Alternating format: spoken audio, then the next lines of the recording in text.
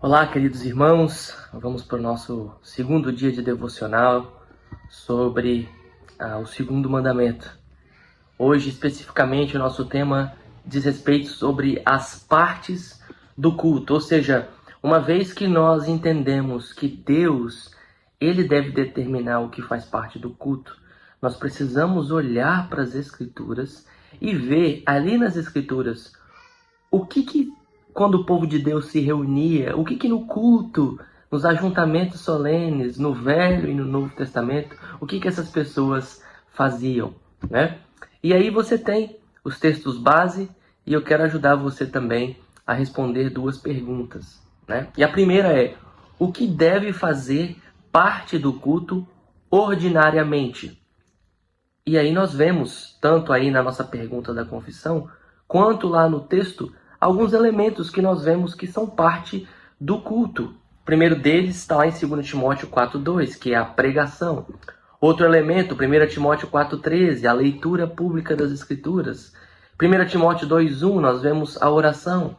Colossenses 3,16, o canto congregacional, a igreja cantando.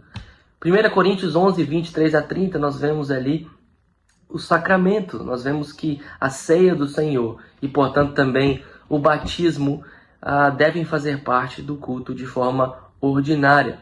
E há outros elementos, né, como a questão dos votos a Deus e outros elementos que nós vemos nas Escrituras que fazem parte do ajuntamento solene, mas que normalmente não são ordinariamente parte do culto a Deus, mas de forma extraordinária podem fazer, somente porque nós vemos nas Escrituras que de fato esses elementos aparecem de forma extraordinária também. Não é que de forma extraordinária nós podemos colocar o que nós quisermos, mas nós colocamos aquilo que nós vemos na palavra de Deus.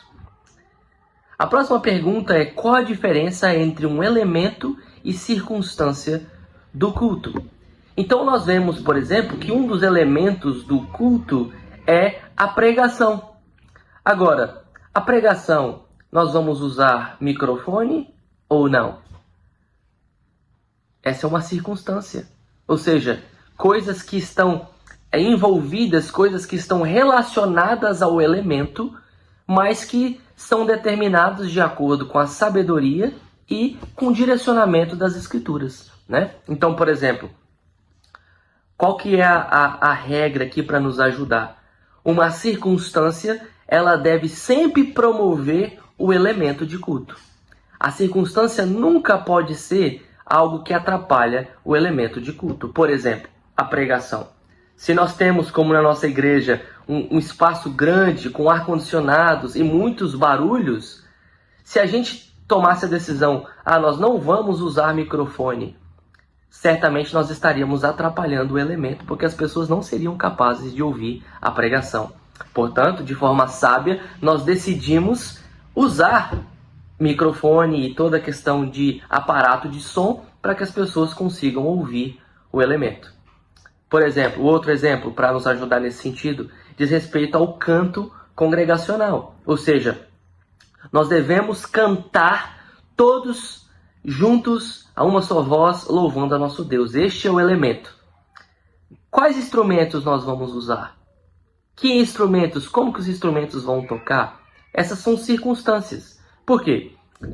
Se a gente não tivesse um instrumento ali para dar o tom para a gente, talvez em algumas igrejas, eu e você, nós não conseguiríamos cantar no tom, nós não conseguiríamos cantar em forma de unidade, né? Então, em muitos lugares é apropriado que nós tenhamos instrumentos para que nos dê o tom da música, a melodia, para que nós consigamos cantar como a igreja.